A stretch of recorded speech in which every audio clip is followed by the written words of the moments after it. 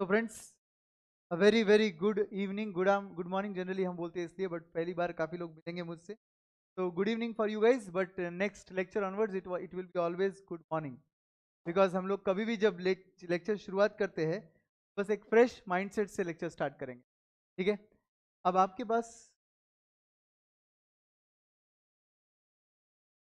पास कुल मिलाकर ये रैपिड रिवीजन का थोड़ा सा मैं आपको लॉजिक बता देता हूँ। ये रिविजन्स आपके लिए इसलिए रखे गए बिकॉज आपके रेगुलर क्लास को कुछ टाइम हो गया। उसके बाद उसके अलावा रादर आप ऐसा बोल सकते हैं कि आपके नंबर ऑफ सब्जेक्ट्स बढ़ चुके हैं। अब आप सभी सब्जेक्ट्स को कैटर कर रहे होंगे।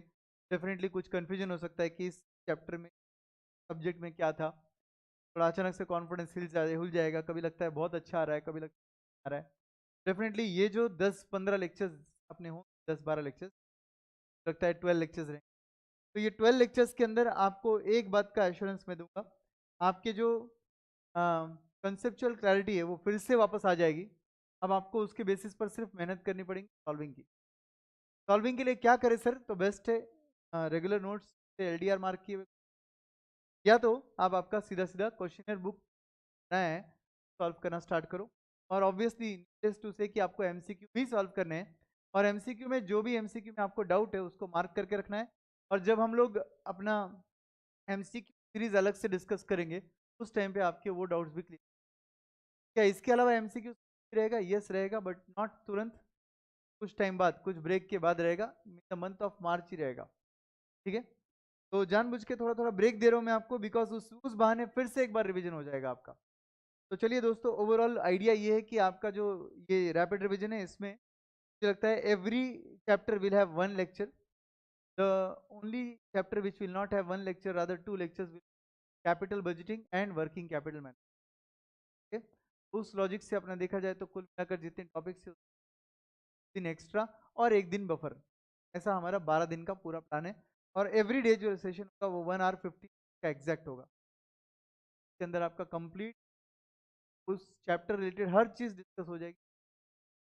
तो सबसे पहले आज जो हम स्टार्ट कर रहे हैं वो रहेगा आपका चैप्टर नंबर 1, तो हम बोलते हैं scope and objective of financial. तो आप सबको पता है चैप्टर नंबर 1 में क्या होता है। स्टार्टिंग में कुछ थ्योरी पार्ट है और उसके बाद प्रैक्टिकल पार्ट है। थ्योरी पार्ट को अगर मैं बात करूं तो सबसे पहले वहां पर रिस्क कॉस्ट कंट्रोल की बात आती है, प्रोक्योरमेंट एंड यूटिलाइजेशन की बात आती है।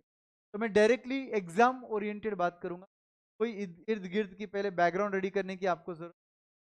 तो दोस्तों, अगर एग्जाम में क्वेश्चन आता है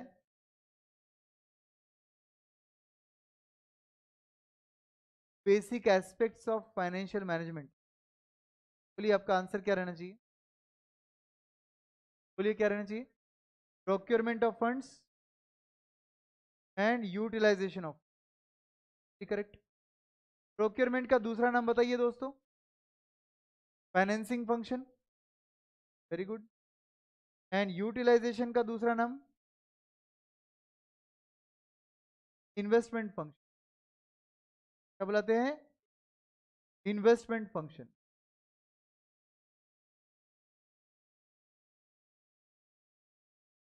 वॉइस थोड़ा स्लो आ रहा है।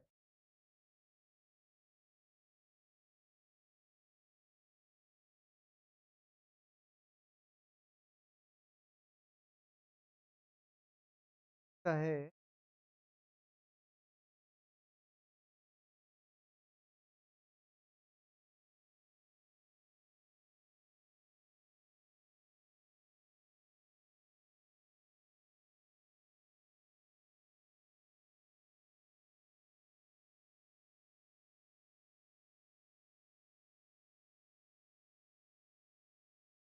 Hello mic check, hello hello. अभी ठीक है ऑडियो? अभी कंफर्मेशन दीजिए, क्या मेरा आवाज आपको एकदम क्लियरली आ रहा है?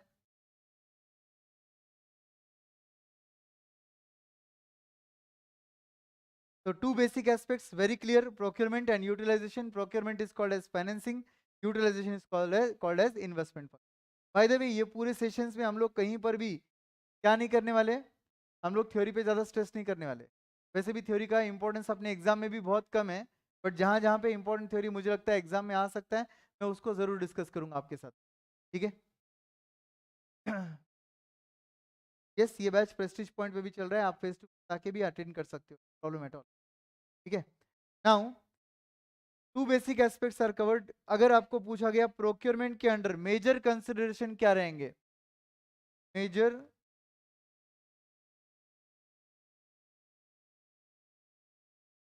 कंसिडरेशन तो जनरली वो लोग बुलाते हैं कैपिटल स्ट्रक्चर प्लानिंग। क्या बुलाते हैं दोस्तों? कैपिटल स्ट्रक्चर प्लानिंग के लिए मेजर कंसिडरेशन, तो 3 मेजर कंसिडरेशन आएंगे। Risk, cost and control, very good. Risk, cost and control, RCC बोलते थे अपन, याद है? Risk, cost and control. तो कौन से कैपिटल का रिस्क सबसे ज्यादा होता है? रिस्क सबसे ज्यादा होता है डेट कैपिटल का। डेट कैपिटल का सबसे ज्यादा होता है, इक्विटी कैपिटल का रिस्क सबसे कम होता है। 2 रीजन होते हैं दोस्तों। डेट कैपिटल के साथ आता है कमिटमेंट टू पे periodic returns, interest fix rate से देना होता है। और दूसरा, इक्विटी के साथ ऐसा कोई कमिटमेंट नहीं आता। एंड दूसरा रीजन दोस्तों, डेट का प्रिंसिपल अमाउंट भी रीपे होता है, जबकि इक्विटी का प्रिंसिपल अमाउंट रीपे नहीं होता। Are you with me? Yes. And दोस्तों, कॉस्ट की हद तक कौन सा कैपिटल का कॉस्ट सबसे ज्यादा होता है? इक्विटी का सबसे ज्यादा होता है। इसके कितने रीजंस थे? इसके भी 2 रीजंस थे सर। पहला रीजन था, इक्विटी का जो आप डिविडेंड पे करते हो वो नॉन टैक्स डिडक्टिबल है। क्या है बोलो? नॉन टैक्स डिडक्टिबल है वो। और दूसरी इंपॉर्टेंट बात, इक्विटी के अंदर जो आप पेमेंट कर रहे हो उसका रेट फिक्स, तो हाइयर एक्सपेक्टेशन होते हैं उनके एज ओनर्स। 2 रीजंस दोस्तों, higher expectation and no tax shield on dividend. Remember tax shield concept?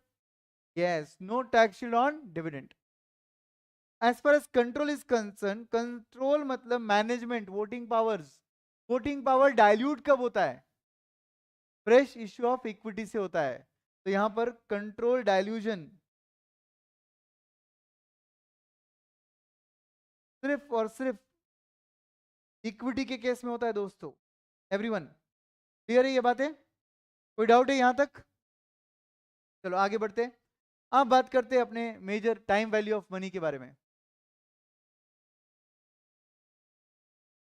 Time value of money, there are how many techniques? 2 techniques. Number 1 is called as discounting technique and the other is called as compounding technique.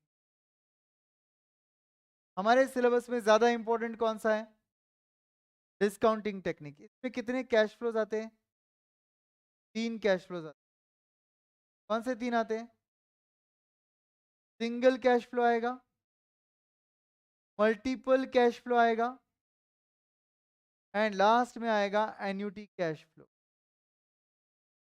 Number okay. Discounting technique कहां से कहां ले जाती है आपको? Discounting technique will take you from future value to present value. So I'll write here from future value to present. Compounding technique कहां से कहां ले जाएगी आपको? प्रेजेंट वैल्यू से फ्यूचर वैल्यू की तरफ। आप सिलेबस में डिस्काउंटिंग यूज करते हो बिकॉज आप इन्वेस्टमेंट्स कर रहे हो आज, जिसके रिटर्न्स आएंगे फ्यूचर में, तो फ्यूचर रिटर्न्स आप प्रेजेंट वैल्यू पे लाते हो और उसे आज के इन्वेस्टमेंट के साथ कंपेयर करते हो। एक बार फिर से बोलेंगे, फ्यूचर में रिटर्न्स आ रहे हैं, उन रिटर्न्स को तुम प्रेजेंट वैल्यू पर लाओगे using obviously discounting technique and उसको क्या करते हो आप? उसके इन्वेस्टमेंट वैल्यू के साथ कंपेयर करते हो। You remember capital budgeting? हम यही तो करते थे कैपिटल बजटिंग में, और क्या करते थे? Right. Since now you know the whole syllabus, मैं आपको डायरेक्टली कौन से भी चैप्टर का रेलेवेंस दे सकता हूं, आपको ऑटोमेटिकली क्लिक होगा और क्या पढ़ा था। नाउ डिस्काउंटिंग टेक्निक में हम 2 फैक्टर्स यूज करते हैं, अगर आपको याद होगा। एक को बोलते हैं प्रेजेंट वैल्यू फैक्टर, एक को बोलते हैं प्रेजेंट वैल्यू एन्युटी फैक्टर। तो पहले उसके बारे में बात कर लेंगे। 4-6 लाइन बात करते हैं डिस्काउंटिंग फैक्टर्स के बारे में।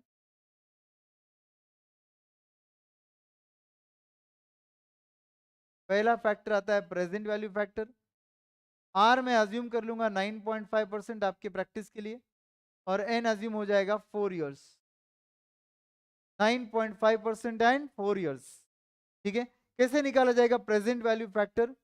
1 divided by 1.095 sir 1 divided by 1 plus R होता है, इज इक्वल टू करोगे फर्स्ट ईयर का आंसर आएगा, is equal to second year, is equal is equal, अपने को ये आंसर चाहिए। तो कैलसी सब लोग 1 divided by 1.095 is equal to first year, is equal to second year, is equal to third year, is कितना है आपका answer? 0.6956। All of you 0.6956 is your answer. तो आप 0.70 भी बोल सकते हो, कोई प्रॉब्लम नहीं, आप इसको 0.70 भी बोल सकते हो, कोई दिक्कत नहीं है। Now what is the logic of this factor? What is the logic of this factor? आखिर ये ढूंढा क्या आपने? 1 रुपए की 4 साल बाद के 1 रुपए की आज की वैल्यू ढूंढी आपने। ठीक, हमने यहाँ पर लिखा भी है दोस्त, हम कहाँ से कहाँ जा रहे हैं? फ्यूचर से प्रेजेंट पे जा रहे हैं। फ्यूचर का 1 रुपया, आज का कितना? अंडरस्टूड? तो I will say future value से हम प्रेजेंट वैल्यू की तरफ जा रहे हैं।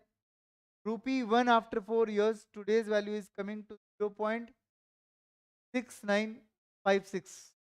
एवरीबडी, तो अगर मैं बोलता हूँ ₹50,000 चाहिए मुझे 4 साल बाद, तो आज का वैल्यू कितना? बोलिए कितना आएगा? Therefore present value comes to, आपने जो भी कैलकुलेशन किया क्रॉस मल्टीप्लाई कर कर किया, 50,000 को 0.6956 किया, आपका आंसर 34,780 ये आ रहा है। आंसर इंपॉर्टेंट नहीं था, ये 34,780 इंपॉर्टेंट नहीं था, आपने फॉर्मूला निकाल लिया उससे। आपका फॉर्मूला बन रहा है present value is equal to what was 50,000 future value after 4 years into what is 0.6956 called present value factor R comma. मेरा फॉर्मूला बन गया दोस्तों। ये फॉर्मूला आपका कब बनता है? ये फॉर्मूला आपका बनता है जब आप सिंगल कैश फ्लो से डील कर रहे हो, क्योंकि 50,000 4 साल बाद एक बार वैल्यू था। 50,000 जो था वो 4 साल बाद का एक बार का वैल्यू था। Are you with me? तो फिर ये फॉर्मूला मैंने कहा लिखना? बोलिए, ऊपर वाले टेबल में हमने इसे सिंगल कैश फ्लो के नीचे लिखना चाहिए, लिख दीजिए वहां पर सिंगल कैश फ्लो के नीचे present value is equal to future value into PVF R comma N. आ गया आंसर? कोई दिक्कत, कोई डाउट? अब मल्टीपल कैश फ्लो के केस में भी हम लोग same to same formula use करें। Multiple cash flow also guys we need the same formula, the only difference is we are going to use this in a particular format. आपको याद है NPV का format? वो format यहां पर use होगा। Your cash flow discounting factor at 9.5% DCF। Everyone? और multiple cash flow किसको बोलते हैं सर? एक से ज्यादा कैश फ्लोज जिसके अमाउंट सेम नहीं है उसे बुलाते हैं मल्टीपल कैश फ्लो। जैसे first year 2,000, second year 10,000, third year 15,000, बोलो अमाउंट सेम है क्या? नहीं है, तो ये बन गए multiple cash flow. First year 2,000, second year 5,000, third year 15,000। अब अगर फ्यूचर में एक नहीं, दो नहीं, 3 बार कैश फ्लो है, बार रहने दो, 10 बार रहने दो, डजेंट मैटर, अमाउंट सेम नहीं है। एक से ज्यादा बार है और अमाउंट सेम नहीं है तो इसे बुलाते हैं मल्टीपल कैश फ्लो। और मल्टीपल कैश फ्लो के केस में फिर हम क्या करते हैं? हम प्रेजेंट वैल्यू फैक्टर निकालने के लिए फर्स्ट ईयर का फैक्टर 2,000 के सामने रखेंगे, सेकेंड ईयर का कैश फ्लो 5,000 के सामने रखेंगे, थर्ड ईयर का कैश जो फैक्टर है वो 15,000 के सामने रखेंगे। तो कैलसी 1 divided by 1.095 is equal to 0.9132, second time is equal to 8340, third time is equal to 7616। everybody Now multiply this cash flow with the factor. Multiply this cash flow with the factor to get the present value. Sir ये DCF क्या होता है sir? DF क्या होता है? CF क्या होता है? CF is nothing but cash flow which is DF is nothing but discounting factor which case is present value factor. And your DCF is discounted cash flow which is nothing but present value. इसको निकालने के लिए आप क्या कर रहे हो? ऊपर का फॉर्मूला यूज करोगे, column number 2 into column number 3 करोगे. तो बोलिए कितना आता है? First answer 18, 26. Next is 47, 4170. Next answer is 11,425. And the total comes to 17,420. आ गया आंसर 17,420. आया क्या सबका आंसर? Yes guys. तो ये जो आंसर आया आपका, ये आंसर आपकी आज की वैल्यू है. ये क्या है? आज की value. Who can interpret the answer? 17,420. Yes बोलिए. अगर हमने आज 17,420 इन्वेस्ट किए, एक साल के एंड में 2,000 मिलेंगे,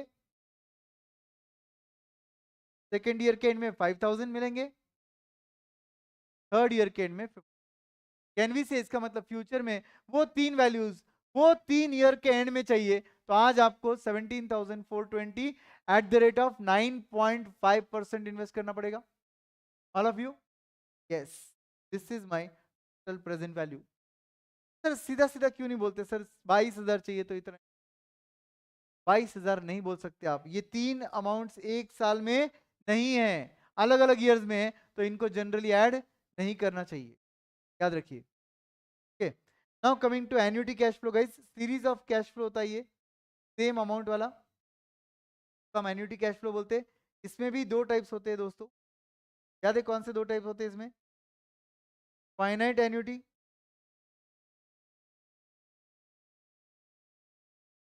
एंड दूसरा होता है इनफाइनाइट एन्युटी.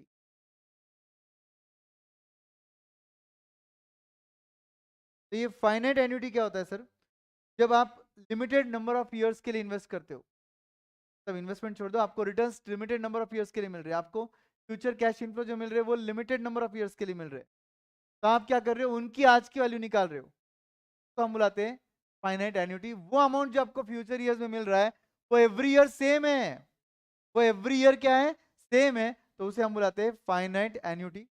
फाइनाइट एन्युटी के लिए हमको एक फैक्टर ढूंढना पड़ेगा, वो है प्रेजेंट वैल्यू एन्युटी फैक्टर. जाते हैं अगले फैक्टर की तरफ. पीवीएफ इस बार लेंगे आपके लिए आर 12.25% और एन ले लेंगे 5 ईयर्स. 12.25% and 5 years.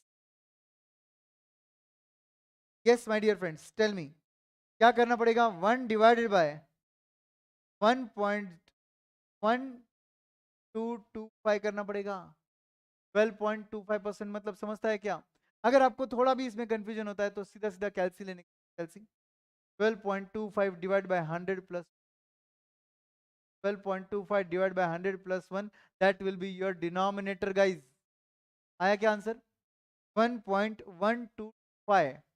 तो नाउ इज इक्वल टू करोगे, फर्स्ट ईयर का आंसर आएगा. इज इक्वल टू करोगे, सेकंड ईयर आएगा. Is equal to third year. Is equal, इस बार अपने को फिफ्थ ईयर चाहिए, इसलिए इज इक्वल कितना आता है? 0.5611. बट मुझे ये फैक्टर नहीं चाहिए. ये तो बन गया प्रेजेंट वैल्यू फैक्टर. हर बार अगर आपके पास जीटी नहीं रहेगा तो आपको लास्ट में इधर जीटी दबाना है. जीटी दबाने से आपका आंसर आएगा. मेरा ये आंसर इंपॉर्टेंट था मेरे लिए. फाइनल आंसर जीटी दबाने के बाद का होता है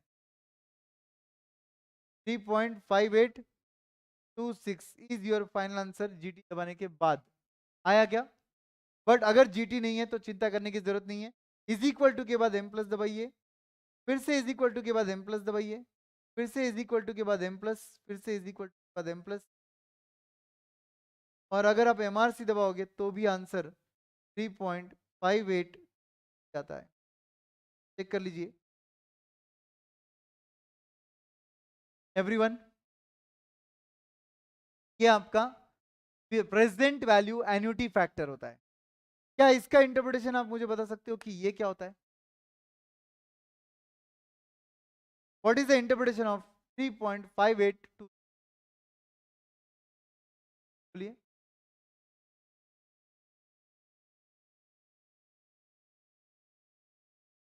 यस, एब्सोल्युटली करेक्ट है। अगर आज सर हमने 3.5826 इन्वेस्ट किया एट द रेट ऑफ 12.25%, तो एवरी ईयर के एंड में हमको 1111 का अगले 5 सालों के लिए। सर ऊपर का जो मिल रहा है वो क्या है? 5 रुपया होता है सर 5 साल में। तो ऊपर का वो 1 पॉइंट समथिंग है, वो है आपका इंटरेस्ट। ऑफकोर्स वो है आपका इंटरेस्ट। तो कैन वी से इसका मतलब फ्यूचर वैल्यू से हम वापस से प्रेजेंट वैल्यू पे जा रहे हैं, बट इस बार फ्यूचर में एक बार वैल्यू नहीं है, बार बार वैल्यू है, इसलिए हम इसको एन्युटी बुलाते हैं। और ₹1 का एन्युटी पर एनम का आज का वैल्यू है 3.5826। Everyone, yes, invest 3.5826 every year and we will get 1 rupee for 5 years। But ये टारगेट नहीं है आपका 1 रुपी पर एनम। आपको ना इस 2 लाख पर एनम चाहिए, आपको ₹2 लाख पर एनम चाहिए। बताओ आज कितना इन्वेस्टमेंट क्या किया आपने इसको प्रेजेंट वैल्यू निकालने के लिए? 2 लाख को इंटू 3.582 किया। एवरीवन, तो इसका मतलब आप क्या कर रहे हो? आप प्रेजेंट वैल्यू निकालने के लिए 2 लाख क्या था दोस्तों? फ्यूचर वैल्यू नहीं था। नो डाउट वो फ्यूचर में है, बट वो एक बार नहीं है। Don't call it future value, call it as annuity. तो एन्युटी को आपने इनटू 3.5826 किया, वो क्या था? Present value annuity factor R comma, आपका आंसर आता है 7,16,520। यस गाइस, 7,15,16,520 अगर तुमने आज इन्वेस्ट किए तो अगले 5 सालों के लिए आपको मिलेगा 2 लाख 2 लाख 2 लाख, मतलब 10 lakhs। जबकि इन्वेस्टमेंट था 7,16,520। ऊपर का डिफरेंशियल अमाउंट आपका इंटरेस्ट था। ये सब कैलसी पे वेरीफाई हो सकता है, आपको करना है वेरीफाई एक बार। तो कैलसी पे 7,16,520 प्लस करो 12.25%, सही रेट था ना आपका, माइनस करो 2 लाख, एक साल खत्म हो गया, प्लस करो 12.25% सेकेंड ईयर, माइनस करो 2 लाख, सेकेंड ईयर खत्म हुआ, प्लस करो 12.25%, माइनस करो 2 लाख, थर्ड ईयर खत्म, प्लस करो 12.25, माइनस करो 2 लाख रुपीज, फोर्थ ईयर खत्म, प्लस करो 12.25%, माइनस करो 2 लाख, ईयर खत्म, आपका बैलेंस भी खत्म। आ गया क्या? कुछ लोग लॉस्ट इन ट्रांजिट थे शायद, है ना? फिर से लॉस्ट इन ट्रांजिट थे क्या? नहीं ना? तो आपको करना था 7,16,520 प्लस 12.25% माइनस करना था 2 lakhs every time for 5 years। आपके एंड में आपके कैलसी पर बैलेंस हार्डली कुछ बचता है। वो बच भी इसलिए रहा है बिकॉज हमने इधर राउंड ऑफ किया है। वो जो 4 डेसिमल फैक्टर था राउंडेड ऑफ था, इसलिए ऐसा हुआ, अदरवाइज 0.00। तो guys this is my formula. Answer was not at all important, the formula was important. और आपका फॉर्मूला बन रहा है present value is equal to annuity into present value annuity factor. तो ये फॉर्मूला मैंने कहा यूज करना चाहिए? फाइनाइट एन्युटी के वक्त यूज करना चाहिए दोस्तों। जाइए मेन आंसर पे, मेन आपके चार्ट पे, फाइनाइट एन्युटी के वहां पर आप ये लिख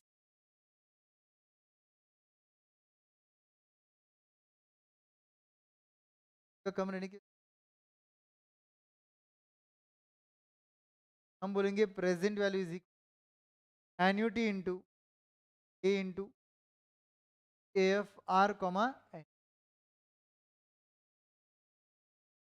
ये दोस्तों आपका फॉर्मूला बन रहा है, करेक्ट है क्या? इनफाइनाइट एन्युटी पे आते हैं अभी। What is infinite annuity guys? Never ending. Never ending annuity में दो टाइप होते हैं,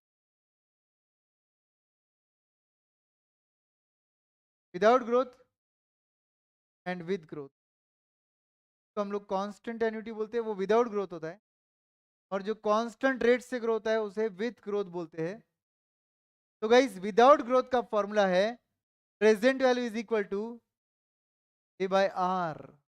ए by R, what is A? Annuity. What is R? Rate of interest. Annuity divided by rate of interest कर लोगे, डायरेक्ट आपका आंसर आ जाएगा present value का। और अगर आपको विद ग्रोथ चाहिए तो ग्रोथ ऐड नहीं करना है। Present value is equal to A by R minus G करना है। What is minus G? Minus growth. R में से ग्रोथ माइनस क्यों कर रहे हैं, या वो ए बाय आर का लॉजिक क्या है, तो हम लोग देखते हैं एग्जांपल के थ्रू। एग्जांपल लिखिए। आप सबको इंटरेस्ट का फॉर्मूला पता है क्या? Principal amount into rate of interest, correct? तो guys suppose principal amount is 10 lakhs, suppose rate of interest is 12%, so my interest amount every year will be 1,20,000. I repeat, every year will be 1,20,000. Every year same amount 1,20,000. क्या बन गया? Annuity. कभी रुकेगा क्या ये कभी रुकेगा क्या? नहीं रुकेगा, बिकॉज आप क्या कर रहे हो, प्रिंसिपल अमाउंट को हिला नहीं रहे हो। प्रिंसिपल अमाउंट कितना है? 10 lakhs। वो 10 lakhs को विड्रॉ कर रहे हो क्या? आप नहीं कर रहे हो। For example, can we modify this and make it 1,20,000 every year, rate of interest is 12%, today's value how much? Principal amount कब इन्वेस्ट करते हो आप? प्रेजेंट वैल्यू में आज इन्वेस्ट करते हो। तो can we say therefore present value is equal to interest divided by rate of interest? Yes और नो? Interest divided by rate of interest, my dear friends. So what is your interest amount? 1,20,000. What is your rate of interest? 12%. What is your today's value? 10 lakhs. All of you. यही तो same logic अपन ढूंढ रहे थे ऊपर, और इसी को तो अपन बुला रहे हैं फिर। Present value is equal to every year same amount को अपन एन्युटी बुलाते हैं 1,20,000,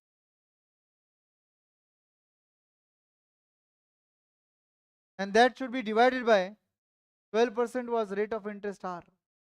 My formula becomes present value is equal to annuity by rate of interest. तो ये फॉर्मूला आया कहां से? जो चौथी कक्षा में अपन ने इंटरेस्ट का फॉर्मूला पढ़ा था उस। एक्चुअली इंटरेस्ट निकालने का तरीका अपने को पहले से पता था, अपन बस सोच रहे हैं इनफाइनाइट पीरियड के लिए आपको सेम अमाउंट मिल रहा है, मतलब इंटरेस्ट मिल रहा है, उसकी आज की वैल्यू कितनी है उसको divide by rate of interest कर लो, आज की वैल्यू आ जाएगी। करेक्ट? नाउ इसी में अगर ग्रोथ चाहिए आपको एवरी ईयर, 1,20,000 एवरी ईयर नहीं चाहिए, 1,20,000 विद ग्रोथ चाहिए, तो आप क्या करोगे? विद ग्रोथ चाहिए तो आप क्या करोगे? आप ग्रोथ कहीं ऐड नहीं करोगे, आप ये सोचोगे कि बैंक आपको 12% इंटरेस्ट दे रहा है, 10%। अगर आपको 2% का ग्रोथ चाहिए तो आप एक काम करो, बैंक का इंटरेस्ट 12 अज्यूम मत, 10 अज्यूम कर लो। 10 से क्या होगा सर? देखते 10 से क्या होगा। अगर ये सेम आंसर में 1,20,000 चाहिए, 12% बैंक दे रहा है, बट मैं चाहता हूँ 2% मुझे ग्रोथ, 2% मुझे ग्रोथ चाहिए, तो बैंक मुझे 14 नहीं देगा, आपको 14 नहीं देगा, मुझे 14 नहीं देगा, अपन बैंक के दामाद तोड़ना है। बाकी पब्लिक के लिए 12, अपने लिए 14%, ऐसा नहीं होगा बॉस। अगर आपको 2% एक्स्ट्रा चाहिए तो एक काम कर लो, आप अज्यूम कर लो बैंक आपको 12 नहीं दे रहा है, 10 दे रहा है, तो आपके कैलकुलेशन के मुताबिक आपको बैंक 2% एक्स्ट्रा देगा, that itself will be growth for you. तो मुझे ये 12% को क्या करना पड़ेगा? इफेक्टिवली 10%, और इसीलिए मेरा यहां पर प्रेजेंट वैल्यू आएगा। फिर कितना आएगा दोस्तों? 12 lakhs। आप एक और बात नोटिस करो, आपको एवरी ईयर ग्रोथ चाहिए था, तो आपने आज का इन्वेस्टमेंट कम करना चाहिए या बढ़ाना चाहिए? Forget this formula, forget everything, lemons language सोचो। फ्यूचर में 1,20,000 1,20,000 1,20,000 चाहिए था, नो ग्रोथ चाहिए था, आज कितना इन्वेस्ट किया? 10 लाख। अब फ्यूचर में ग्रोथ चाहिए, 1,20,000 नहीं चाहिए, उससे ज्यादा चाहिए, तो आज क्या करोगे? ज्यादा इन्वेस्ट करोगे। अब आप सोचो, मैथ्स इतना तो अपने को आता कि डिनोमिनेटर अगर अपन ने कम किया तो आंसर बढ़ेगा, अपने को आंसर को बढ़ाना है तो डिनोमिनेटर को अपने को कम करना पड़ेगा। तो एग्जैक्टली 2, 12 की जगह 10 कर दो। डिनोमिनेटर अगर अपन ने 10 कर दिया तो बाय डिफॉल्ट आंसर बढ़ गया 2%। समझ गए? तो this will be for infinite years, understood everyone? तो विद ग्रोथ के लिए मेरा फॉर्मूला क्या बन रहा है, बोलिए अभी?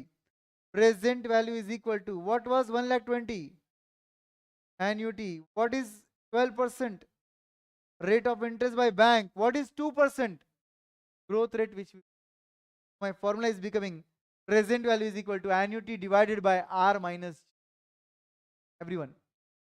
और इसीलिए यहाँ पर भी आंसर आपका फॉर्मूला जो ऊपर लिखा अपन ने वो था, present value is equal to A by R minus G, and ये वाला फॉर्मूला विदाउट ग्रोथ का present value is equal to A by R minus G. तो आपके टाइम वैल्यू ऑफ मनी में इतने ही फॉर्मूले से आपके लिए, और सिलेबस में आगे कंपाउंडिंग में एक फॉर्मूला यूज जरूर होता है, मेनली मॉडिफाइड आईआरआर वगैरह निकालना होगा तब यूज होता है वो फॉर्मूला भी, अभी क्योंकि time value of money discuss कर रहे तो वो भी मैं discuss case of compounding guys,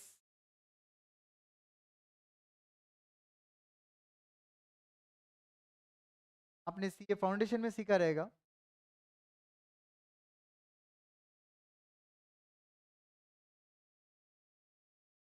compounding में भी टाइप्स होते, single multiple annuity, will not get into all the details of single multiple annuity because आपके सिलेबस ज्यादा यूज में नहीं। आपके सिलेबस में मॉडिफाइड आईआरआर निकालने के वक्त आपको याद होगा तो आप इंटरिम के कैश फ्लो को टर्मिनल ईयर में भेज, I will explain you, don't worry. Capital budgeting जब आएगा तब भी मैं याद दिलाऊंगा और मैं एक्सप्लेन करूंगा कि ऐसा क्यों करते हैं, एंड वो हर कंसेप्ट डिस्कस होगा आपका, भले ही वो कितना भी लेस इंपॉर्टेंट हो या मोर इंपॉर्टेंट हो, what ever, each and every concept यहाँ पर डिस्कस होगा। बस इसके भरोसे आपको क्वेश्चन आंसर प्रैक्टिस कर, ठीक है? तो मॉडिफाइड एरर निकालने के वक्त आप इंटरिम पीरियड के सभी कैश फ्लोज को क्या करते हो, टर्मिनल ईयर में भेजते हो। अब जस्ट इमेजिन करो आपको सेकंड ईयर के कैश फ्लो को फिफ्थ ईयर में भेजना। टर्मिनल ईयर मतलब क्या हुआ, लास्ट ईयर, प्रोजेक्ट का लास्ट ईयर, प्रोजेक्ट का लास्ट ईयर 5 ईयर है, प्रोजेक्ट शुरू होता है first second third fourth fifth year से। फर्स्ट ईयर के कैश फ्लो को अगर मुझे फोर्थ फिफ्थ ईयर में भेजना है तो क्या करना पड़ेगा, 4 साल आगे भेजना पड़ेगा। सेकंड ईयर के कैश फ्लो को मुझे फिफ्थ ईयर भेजना है तो 3 साल आगे भेजना पड़ेगा। थर्ड ईयर के कैश फ्लो को मुझे फिफ्थ ईयर में भेजना है 2 साल आगे भेजना पड़ेगा। फोर्थ ईयर के कैश फ्लो को मुझे फिफ्थ ईयर भेजना है 1 साल। ये कैश फ्लो जब आगे के साल में भेजे जाते तो ऑब्वियसली हम यूज करते हैं कंपाउंडिंग टेक्निक, और कंपाउंडिंग टेक्निक में हम फॉर्मूला यूज करते हैं future value is equal to present value into 1 plus R raise to. दोस्तों ये फॉर्मूला कहां से आया, ये फॉर्मूला डिस्काउंटिंग से आया। डिस्काउंटिंग का फॉर्मूला क्या है, value divided by 1 R raise, अपन यही तो यूज कर रहे थे, कहाँ यूज कर रहे थे सर, प्रेजेंट वैल्यू फैक्टर के, आप वही तो यूज कर रहे थे दोस्तों, 1 divided by 1 plus R raise to आपके एलसी पर, वो 1 ही तो फ्यूचर वैल्यू था आपका, याद है क्या? फैक्टर का वैल्यू क्या था, 1 था, वैल्यू 1 था वो। आर यू, सबको समझ रहा है अच्छे से? यस। तो गाइज यहाँ पर हम इसी फॉर्मूले को मॉडिफाई करके, can you make it value is equal to, बनाओ मैथमेटिकली इसको, present value into 1 R raise, आपका फॉर्मूला कोई अलग फॉर्मूला है क्या, लॉजिक्स, अंडरस्टूड? तो अब ये कंपाउंडिंग के लिए यूज करना है, ये कब यूज करना है सर, सिंगल कैश फ्लो। क्यों सर, ये जो फॉर्मूला था ये सिंगल कैश फ्लो का था, ये फॉर्मूला भी कब यूज होगा, सिंगल कैश फ्लो के वक्त यूज होगा। और ये फॉर्मूले में हम क्या करेंगे, प्रेजेंट वैल्यू को फ्यूचर में भेजेंगे। फॉर एग्जांपल अभी ये सॉल्व करना है इसलिए मैं आपको example, present value is 10,000, R is 10%, number of years are 4 years। क्या करेंगे दोस्तों, future value is equal to 10,000 into 1 plus 0.10 everyone, which will be 10,000 into 1.1 raised to 1.1 raised to 4 कैसे आएगा दोस्तों, बोलिए, कैलसी लो सब लोग, कैसे निकालते मैथ्स के दुश्मनों, 1.1 रेस टू 4, 1.1 लो पहले कैलसी पे, it's already raise to 1 into is equal to दबाव raise to 2 is equal to दबाव रेज टू इक्वल टू दबाव रेज टू, समझे कितना आया? 10,000 into 1.164641 and your answer comes to 14,641. What is the interpretation of this answer? 14,641 का interpretation क्या है दोस्तों?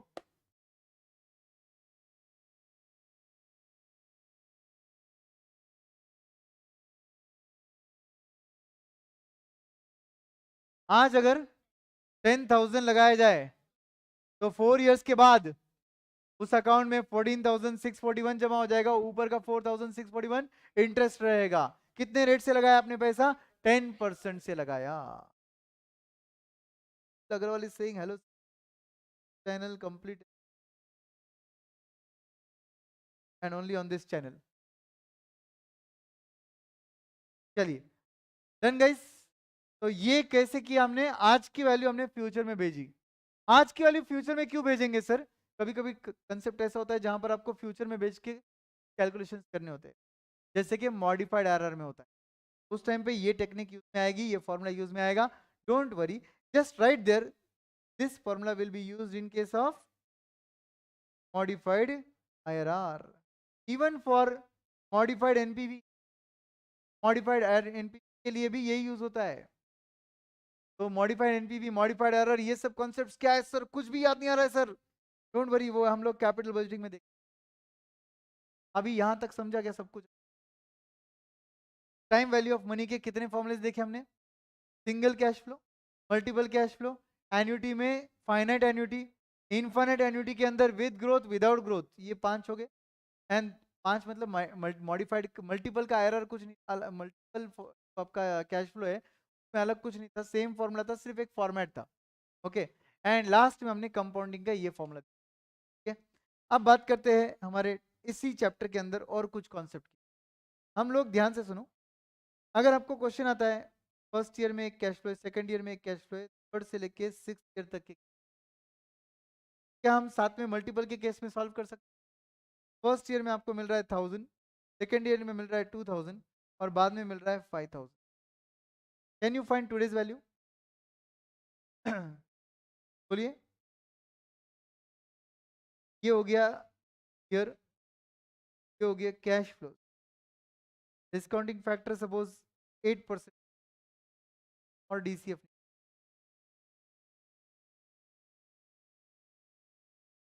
बोलिए। 1 डिवाइडेड बाय 1.08 इक्वल टू,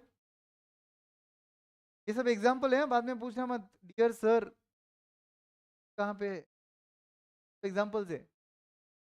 बोलिए। 1 डिवाइडेड बाय 1.08 करेंगे फर्स्ट ईयर का आंसर 0.3 डेसिमल फैक्टर बोलेंगे आप लोग मुझे, 9 2। Second year is equal to 857। And अब क्या करोगे आप? Is equal to M plus, is equal to M plus, third year से 6। बोलिए।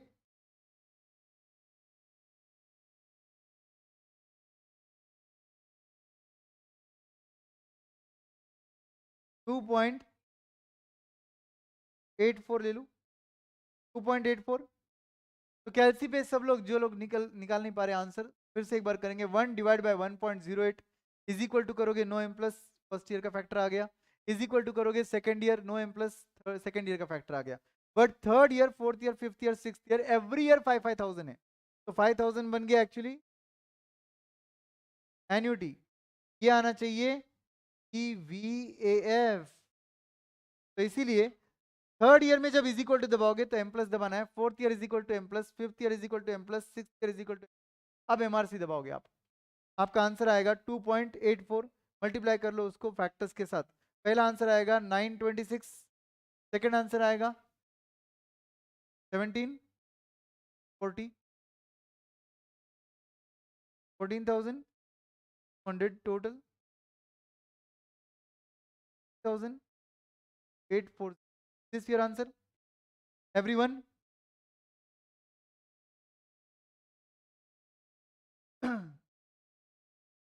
16,840 इज योर आंसर गाइस। आ गया सबका आंसर?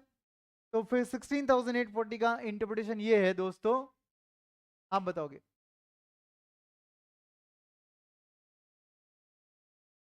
आज अगर 16,840 इन्वेस्ट किया तो फर्स्ट ईयर में 1,000 मिलेगा, करेक्ट? सेकेंड ईयर में 2,000,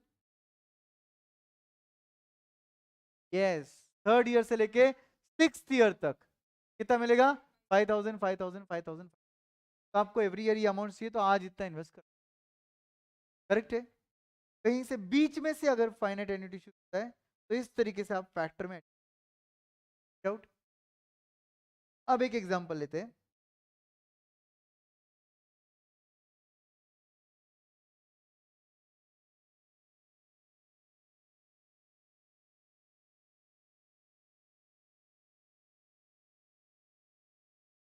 first year, second year,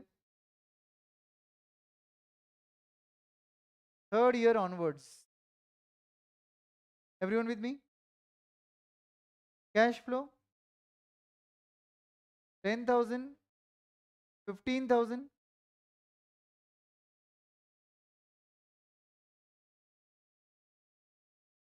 20,000।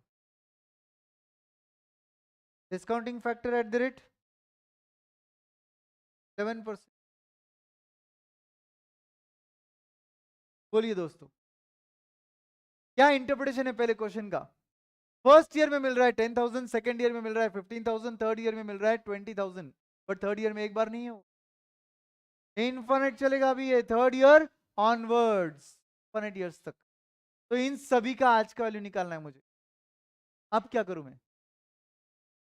First year का फैक्टर 1 डिवाइडेड बाय 1.11, 0.90, ठीक है। Second year is equal to 0.812, ठीक है। अब थर्ड ईयर का फैक्टर यहां पे आएगा क्या? नहीं दोस्तों, ऐसा नहीं सॉल्व होता है। ध्यान से सुनो, इसको आपको ए बाय आर के लॉजिक से सॉल्व करना पड़ेगा। What is the formula? Is equal to A by R. What is your annuity? 20,000। What is your R? 11%। What is your answer? 18,000, 1,81,818 answer आ रहा है। Do you think this is really present? Do you think ये present value है आपका? हाँ sir, आपने लिखा है फॉर्मूले में बाय आर, मतलब वो प्रेजेंट वैल्यू है सर। बट सुनिए, वो प्रेजेंट वैल्यू होता अगर आपका 20,000 फर्स्ट ईयर से शुरू। आपका 20,000 कब से शुरू हो रहा है? थर्ड ईयर के एंड से, मतलब वो वैल्यू है थर्ड ईयर के बिगिनिंग का। वो वैल्यू कहां पर खड़ा है बोलिए सब लोग? थर्ड ईयर के बिगिनिंग में खड़ा है। वो फॉर्मूला थर्ड ईयर के एंड के एन्युटी पे लगाया तो वैल्यूज खड़ी हो गई थर्ड ईयर के बिगिनिंग पे। थर्ड ईयर का बिगिनिंग का कोई फैक्टर नहीं, मुझे थर्ड ईयर बिगिनिंग को सेकंड ईयर एंड मानना पड़ेगा। थर्ड ईयर बिगिनिंग के फैक्टर, कोई भी फैक्टर्स बिगिनिंग के नहीं होते, एंड ऑफ ईयर के होते। तो अपन बोल रहे ना, if you want this at the end of first year, if you want this at the end of second year, मतलब फैक्टर्स कब के लिए है? एंड ऑफ द ईयर के लिए। तो अपन क्या बोलेंगे? मुझे अगर थर्ड ईयर के बिगिनिंग पे ये मिल रहा है 1,81,818, इट इज नथिंग बट वो सेकेंड ईयर का एंड का वैल्यू है। तो कहने से ये वैल्यू कहां खड़ा है? सेकेंड ईयर का एंड का वैल्यू है ये। तो अब ये वैल्यू को मुझे क्या करना है?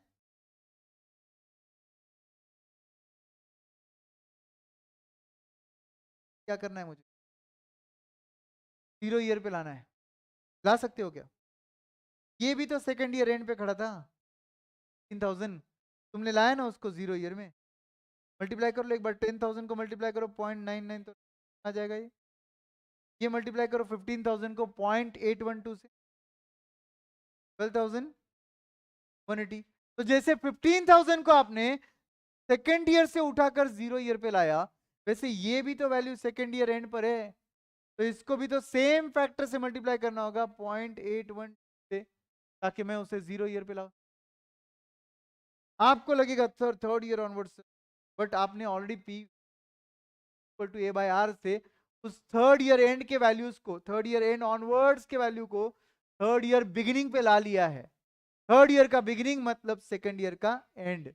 अब आपको क्या करना पड़ेगा, सेम फैक्टर रिपीट, और आपको 1,81,818 को मल्टीप्लाई करना होगा 0.812। आपका आंसर 1,47,630 आया क्या सबका आंसर? समझा क्या सबको मेनली? तो आपका टोटल कितना आता है? आपका टोटल कितना आता है?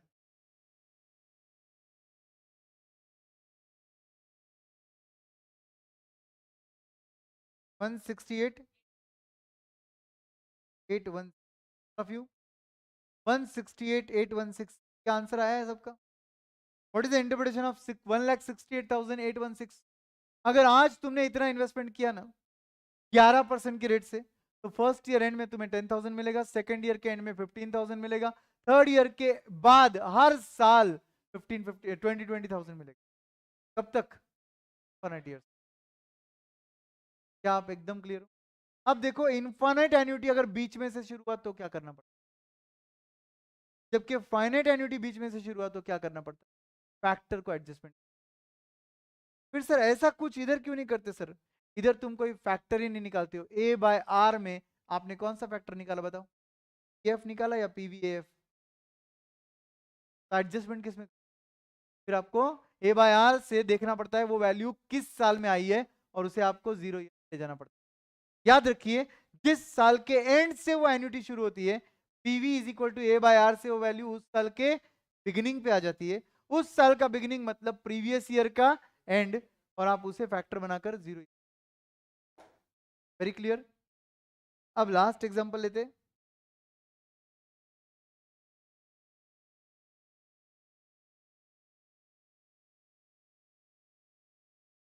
With growth. लास्ट एग्जांपल लेंगे विद ग्रोथ। क्वेश्चन में बोला है 20,000 तो मिलेगा भाई आपको, बट क्या मिलेगा? With growth. तो फॉर्मूला क्या यूज होगा? A by R minus G use होगा। एवरीबॉडी, यहां पर 11% माइनस 2, अब क्या होगा? ये 20,000 को डिवाइडेड बाय 11% माइनस 2% मतलब 9%। आपका आंसर 2,22,022 आ रहा है, और उसको तुम्हें प्रेजेंट वैल्यू पे लाना है, तो सेम लॉजिक अप्लाई करो। 0.81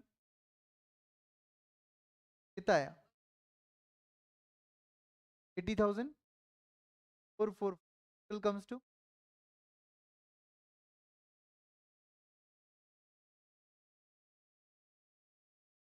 2,01,000। ये देखिए वापस बीच में से शुरू हुआ आपका इनफाइनाइट एन्युटी विद ग्रोथ, वो भी तो भी आप डील कर पा रहे हो उससे। कॉन्सेप्ट एकदम क्लियर है? कोई डाउट है? तो ये होता है फाइनाइट, इनफाइनाइट, फाइनाइट बीच में से शुरू होना, इनफाइनाइट बीच में से शुरू होना, विदाउट ग्रोथ, विद ग्रोथ शुरू होना। हर चीज हमने कवर की है दोस्तों। Believe me, on this basis if you sit with my questioner book and solve each and every question and refer to my discussion videos which are available on YouTube also, you can cover up very properly। and regular notes आपके पास available नहीं रहेंगे अगर, तो कोई बात नहीं, आप regular notes भी सॉल्व कर सकते हो। आप डायरेक्टली वो नोट्स खरीद भी सकते हो। आप डिस्कशन वाला जो क्वेश्चनर डिस्कशन वीडियो है की जो बुक है वो भी खरीद सकते हो। और अगर आपको ये खुद से सॉल्व नहीं हो रहा है तो आप सीधा सीधा बोलिए सर इसके अलावा आपको और कोई क्वेश्चन सॉल्व कराओगे क्या? बिल्कुल नहीं कराना, पॉसिबल ही नहीं है कम ड्यूरेशन में। इसके लिए आपको एग्जाम ओरिएंटेड बैच लेना पड़ेगा। एग्जाम ओरिएंटेड बैच ये कोई फ्री बैच नहीं है, वो टेस्ट ये देखो ये जो हो रहा है ये कॉन्सेप्ट, इसकी अगर डिटेल में और मेहनत करनी है तो 34 लेक्चर्स में मैंने एंटायर एफएम सॉल्व किया है। रेगुलर नोट्स, रेगुलर नोट्स बोल रहा हूं मैं आपको, विथ क्वेश्चनर बैंक। 34 लेक्चर्स में पूरा रेगुलर नोट्स कब सॉल्व हुआ है और क्वेश्चनर डिस्कशन अलग से हुआ है। तो ये पूरा का पूरा each and every question from your regular notes I have solved it in the exam oriented batch. तो अगर आपको लग रहा है कि इतना सफिशिएंट नहीं है सर, मुझे और मेहनत करनी पड़ेगी, नंबर वन चॉइस खुद से कर ले। खुद से करने के लिए आपको क्वेश्चनर बुक मिल जाएगी, आप सॉल्व करोगे, डिस्कशन वीडियोस भी मिल जाएंगे। बट अगर आपको खुद से नहीं हो रहा है सॉल्व, आपके कंसेप्ट और भी वीक है, जब आप सॉल्व कर रहे हो तब आपको बहुत डिफिकल्टीज आ रही है, तो exam oriented batch will be. और अगर आपको उस कोई जरूरत नहीं, आप स्मूथ सॉल्व कर पा रहे हो बेस्ड ऑन दिस थिंग, कोई जरूरत नहीं आपको एग्जाम ओरिएंटेड, सीधा सीधा मेरा क्वेश्चनर बुक सॉल्व कर लीजिए, रेगुलर नोट सॉल्व कर लीजिए। आपका मेरे क्वेश्चनर बुक में या मेरे रेगुलर नोट्स में एमटीपी, आरटीपी, पास्ट एग्जामिनेशन सब कुछ कवर्ड है। और जो लेटेस्ट एमटीपी, आरटीपी आ चुका है या आने वाला है, वो मेरे यूट्यूब चैनल पे करने की जरूरत नहीं है दोस्तों। आपके लिए सब कुछ हैंड होल्डिंग सब अवेलेबल है, अगर आप चाहो तो आप ये सब। मुझे बताइए, एक थ्योरी क्वेश्चन है, फाइनेंस फंक्शन पे अगर आपको नोट आता है तो क्या? Right A short note on finance function. Finance function में दोस्तों आपको सिर्फ तीन चीजों की बात करनी पड़ेगी। Remember, value of firm is a function of FDI. याद है? फाइनेंस फंक्शन में वो एफडीआई ही कवर होता है। What was F? Financing decision. तब क्या? प्रोक्योरमेंट ऑफ फंड्स दोस्तों, procurement of funds. D stands for dividend decision. Everybody, nothing but retain कितना करना है वर्सेस डिस्ट्रीब्यूट कितना करना है प्रॉफिट को, वो डिसाइड करना। और लास्ट आता है I stands for investment decision. And ये दोस्तों आपका utilisation of fund, utilisation of funds होता है दोस्तों। Everyone clear? वॉइस ब्रेक हो रहा है बीच में?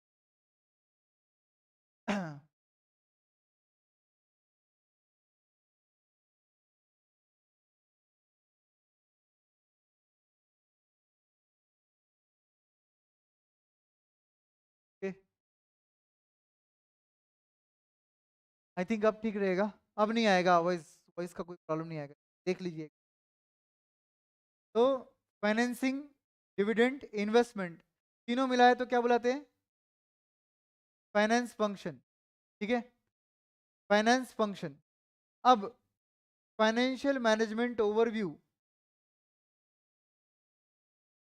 पर अगर कोई क्वेश्चन आता है, फिर से वही सेम आंसर रहेगा, सिर्फ लिखने का स्टाइल ये रहेगा। यहाँ पर अल्टीमेट गोल क्या है? Maximisation of wealth, nothing but share value, which is dependent on finance function. Finance function मतलब वही तीन चीजें, वही तीन चीजें। कौन सी तीन चीजें बोलिए? Financing, dividend and investment. ये तीनों फंक्शंस अपने साथ दो चीजें लेके आएंगे।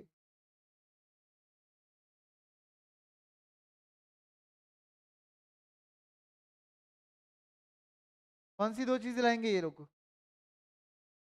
रिस्क भी लाएंगे और रिटर्न्स भी लाएंगे। एज अ फाइनेंस मैनेजर तुम्हें क्या करना होगा? इस रिस्क और रिटर्न के बीच बैलेंस करना होगा, जिसको हम टेक्निकली बुलाते हैं ट्रेड ऑफ करना होगा। गाइस, ये है आपका financial management overview. Financial management overview. इसके अलावा इस चैप्टर में दो इंपॉर्टेंट थ्योरीज है। ये हो गया लिखकर, ये हो गया लिखकर। अब इसके अलावा दो चीजें इंपॉर्टेंट है आपके इस चैप्टर में। एक को बोलते हैं agency function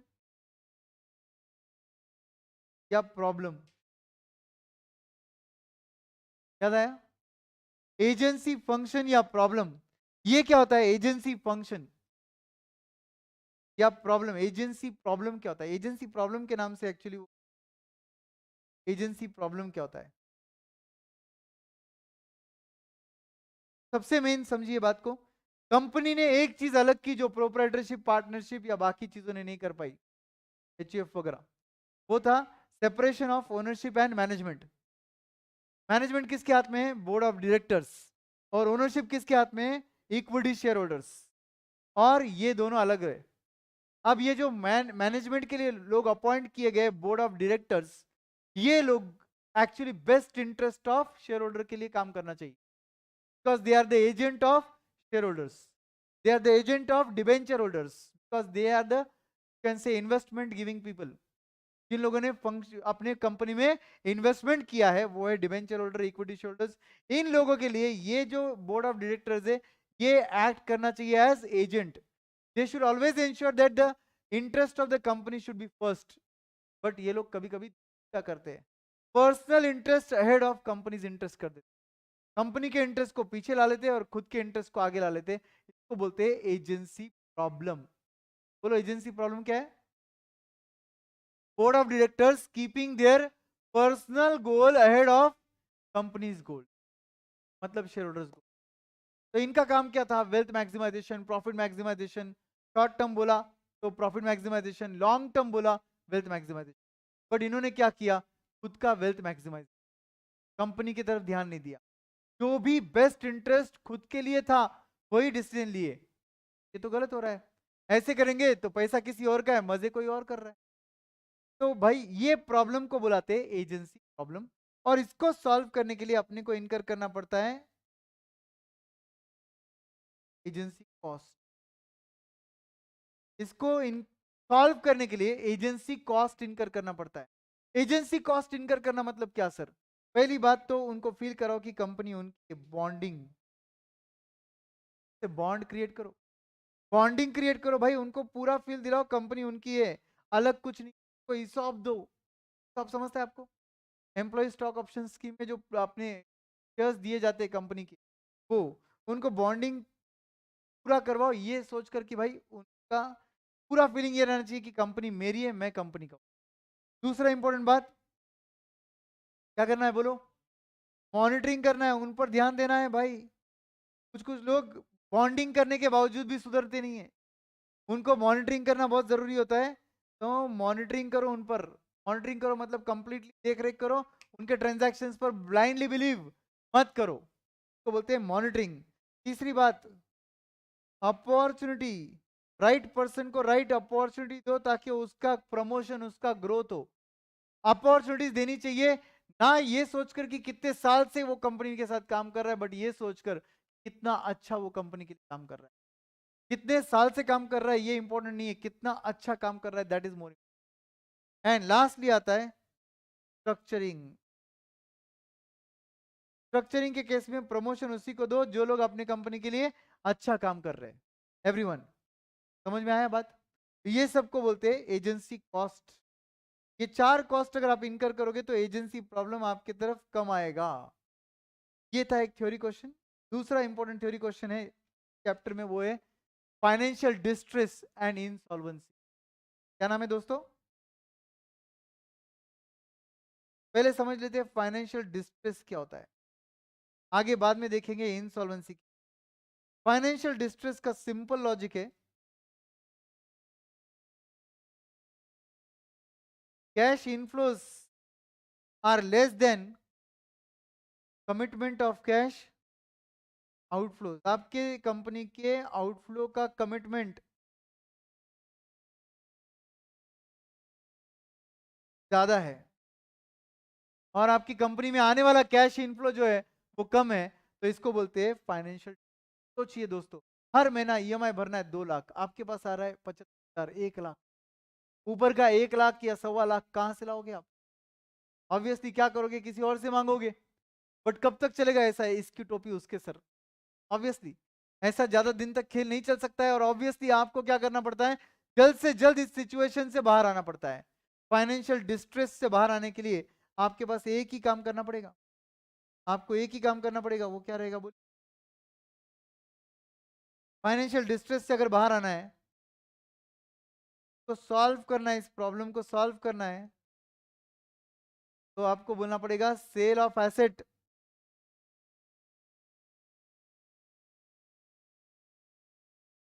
may be at less than market value guys.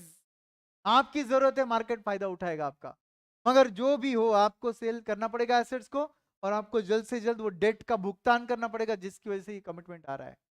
Commitment मतलब क्यों कमिटमेंट आया बताओ? लोन लिया रहेगा तभी तो कमिटमेंट आया ना। फिर ये लोन को रीपे करो जल्द से जल्द by selling your assets, may be required less than market value, बेच दो, बट बेचो जल्द से जल्द उस सिचुएशन से बाहर आओ। तो बोलते हैं फाइनेंशियल डिस्ट्रेस से बाहर आना। अगर नहीं किया आपने ऐसा, financial distress not solve,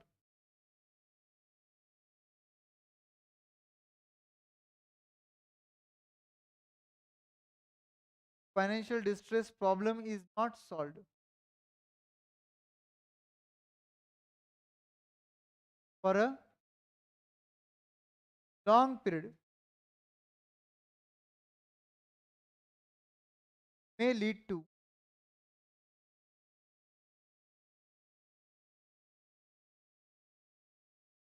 may lead to insolvency guys। Company क्या होगा बोलिए?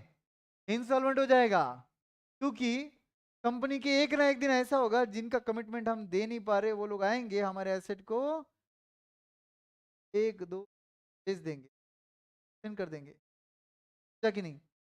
और जब ऑक्शन कर देंगे तो बाय डिफॉल्ट अपनी कंपनी तो, उससे अच्छा उनके ऑक्शन के पहले अपन खुद ही बेच देंगे, कम से कम वैल्यू तो अच्छी आएगी, समझे? उस टाइम तक वेट ही क्यों करना है कि दूसरा आके बेचे, उससे अच्छा खुद ही बेचो, उससे से बाहर आओ।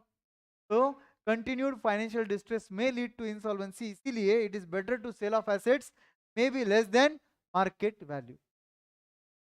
ये ट्रैप में फंसते कैसे मगर? फाइनेंशियल डिस्ट्रेस आता क्यों है? फाइनेंशियल डिस्ट्रेस आता है due debt trap, due to debt trap. What is debt trap sir? पहले आप अट्रैक्ट होते हैं डेट की तरफ, ये सोचकर कि अरे वाह डेट लेंगे तो एक सेम कॉस्ट से मिल रहा है 9% 12% वट, और हम रिटर्न कमा रहे 15% 17%, बढ़िया है, डेट लेते और डेट लेते और डेट लेते। ऐसे जब डेट लेते जाते हो तो डेट का रेट ऑफ इंटरेस्ट तो खैर वही रहेगा लगभग लगभग, बट रिटर्न्स का जो रेट है वो शायद कम हो जाए। सिचुएशंस मार्केट में एवरी टाइम फेवरेबल नहीं रहती है, और उस टाइम पर आपके कमिटमेंट्स जो आप ले चुके हो भरपाई नहीं कर, तो फिर आप क्या कर रहे हो, एक डेट को लेने के मतलब रीपे करने के लिए दूसरा डेट ले रहे हो, दूसरे डेट के लिए वापस तीसरा डेट खड़ा हो रहा है। ये डेट ट्रैप, खड्डे में आप फंसते जा रहे हो नीचे। उससे बाहर आना है तो क्या करना पड़ेगा, जो डेट यूज कर कर तुमने एसेट बाय किए थे ना, वो एसेट्स को बेचो ताकि डेट को एटलीस्ट कुछ पोर्शन तो भी रीपे होना चाहिए जिससे आपका कमिटमेंट आप झेल पाओ। याद रखो, तो बोलते हैं financial distress and insolvency. Insolvency कब आती है बोला अपन ने? जब कंटिन्यूअस फाइनेंशियल डिस्ट्रेस होगा तब। एक डायग्राम था इसका अगर आपको याद होगा तो,